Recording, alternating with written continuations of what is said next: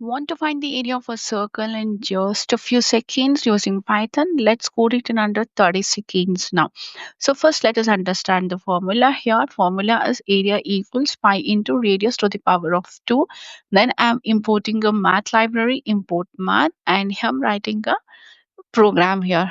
The radius equals float, then taking a input from the user, enter the radius of the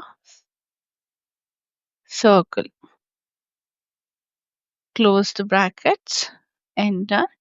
Now I'm writing formula here, area equals math.pi into radius to the power of 2, enter.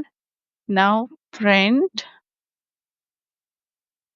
area, area of the circle, area of the circle, comma, and I'm calling this variable the area here, and say the radius is 5.